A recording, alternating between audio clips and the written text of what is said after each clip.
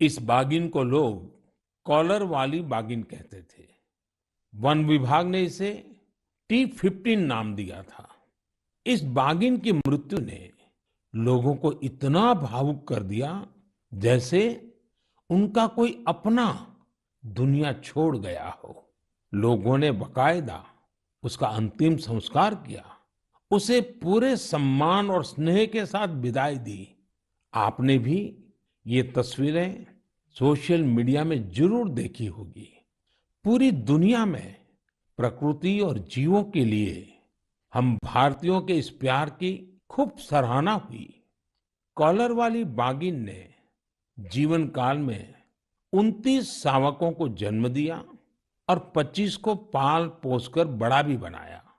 हमने T15 के इस जीवन को भी सेलिब्रेट किया, और जब उसने दुनिया छोड़ी तो उसे भावुक विदाई भी दी। यही तो भारत के लोगों की खूबी है। हम हर चेतन जीव से प्रेम का संबंध बना लेते हैं। ऐसा ही एक दृश्य हमें इस बार गणतंत्र दिवस की परेड में भी देखने को मिला। इस परेड में प्रेसिडेंट्स बॉडीगार्ड्स के चार्जर घोड़े विराट ने अपनी आखिरी परेड में हिस्सा लिया। घोड़ा विराट 2003 में राष्ट्रपति भवन आया था और हर बार गणतंत्र दिवस पर कमांडेंट चार्जर के तौर पर परेड को लीड करता था।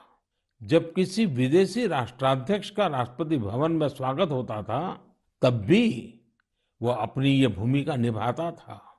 इस वर्ष आर्मी डे पर घोड़े विराट को सेना प्रमुख द्वारा कॉज कमेंडेशन कार्ड भी दिया गया। विराट की विराट सेवाओं को देखते हुए उसकी सेवानिवृत्ति के बाद उतने ही भव्य तरीके से उसे विदाई दी गई। मेरे प्यारे देशवासियों, जब एकनिष्ठ प्रयास होता है, नेक नियत से काम होता है, तो उसके परिणाम भी मिलते हैं। इसका एक बेहतरीन उदाहरण सामने आया है असम से। असम का नाम लेते ही वहां के चाय बागान और बहुत सारे नेशनल पार्क का ख्याल आता है।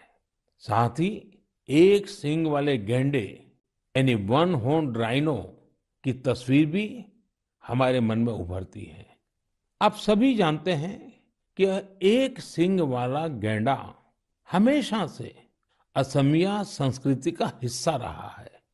भारत रत्न भूपेन हजारिका जी का ये गीत हर एक कान में गूंजता होगा। साथियों, इस गीत का जो अर्थ है वो बहुत सुसंगत है।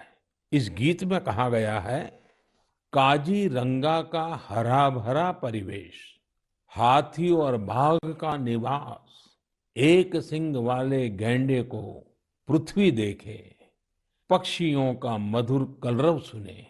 असम की विश्व प्रसिद्ध हथकरघा पर बुनी गई मूंगा और एरी की पोशाकों में भी गैंडों की आकृति दिखाई देती है। असम की संस्कृति में जिस गैंडे की इतनी बड़ी महिमा है, उसे भी संकटों का सामना करना पड़ता था। वर्ष 2013 में 37 और 2014 में 32 गैंडों को तस्करों ने मार डाला था। इस चुनौती से निपटने के लिए पिछले 7 वर्षों में असम सरकार के विशेष प्रयासों से गैंडों के शिकार के खिलाफ एक बहुत बड़ा अभियान चलाया गया। पिछले 22 सितंबर को वर्ल्ड राइनो डे के मौके पर तस्करों से जब्त किए गए 2400 से ज्यादा सींगों को जला दिया गया था। यह तस्करों के लिए एक सख्त संदेश था।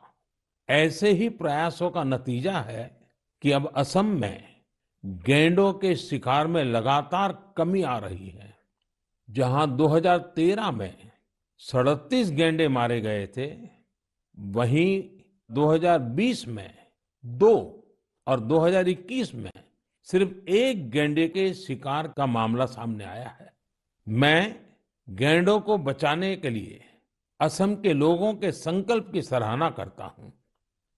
साथियों, भारतीय संस्कृति के विविध रंगों और आध्यात्मिक शक्ति ने हमेशा से दुनिया भर के लोगों को अपनी ओर खींचा है।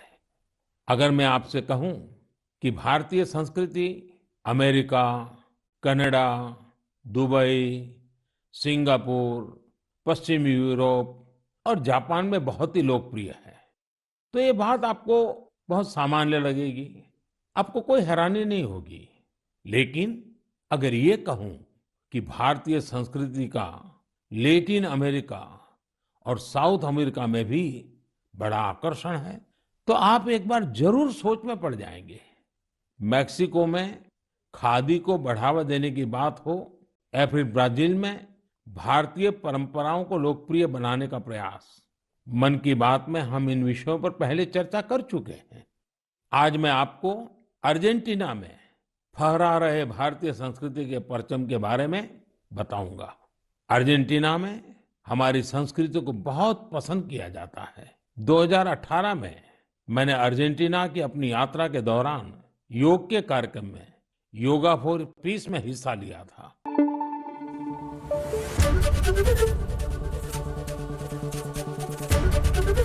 एबीपी न्यूज आपको रखे आगे।